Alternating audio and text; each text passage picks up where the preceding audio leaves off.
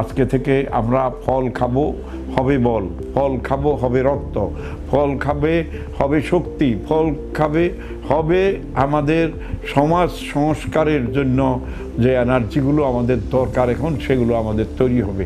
একটা বাচ্চা যদি মুখের ভিতরে আমলকি রাখে সে কিন্তু বিড়ি সিগারেট পান সাদা পাতা গুলদুক্তা সে কিন্তু হিরোইন গাঁজা ভাং আফিং খাবে না।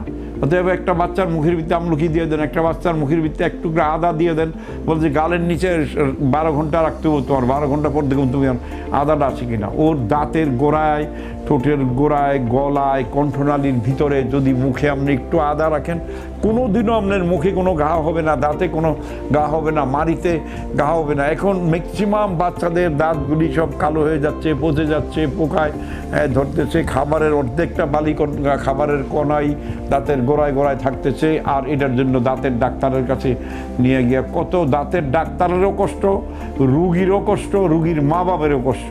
যদি একটু সতর্ক হন, এক টুকরা আদা দিয়ে দেন গালের নিচে, একটা লবঙ্গ দিয়ে দেন, একটু এলাচি দিয়ে দেন, একটু দারচিনি দিয়ে দেন গালের নিচে, সন্ধ্যায় শোয়ার পরে একটু লবঙ্গ, ঘুমিয়ে আছে একটু লবঙ্গ আস্তে এরপরে গুঁড়া করে এই দাঁতের আর ঠোঁটের নিচের মধ্যে একটু ঢুকিয়ে রাখলেন, আস্তে আস্তে গলে গলে দাঁতগুলো অনেক শক্তিশালী করবে।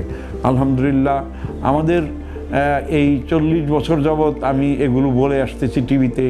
আপনারা যদি দয়া করে একটু শুনে থাকেন, একটু বুঝে থাকেন, একটু মেনে থাকেন, একটু জেনে থাকেন, তাইলেই আমার জীবনের সার্থকতা। যে এই নিরন্তর আমি বলে যাচ্ছি, আপনারা শুনে যাচ্ছেন, বলুন নাই বলে যাচ্ছে, শুনন্যায় শুনে যাচ্ছে, মানুন ন্যায় মানতেছে না, তাহলে আমার এই জীবনের এই কথাগুলো বলা সব বৃথা হয়ে যাবে।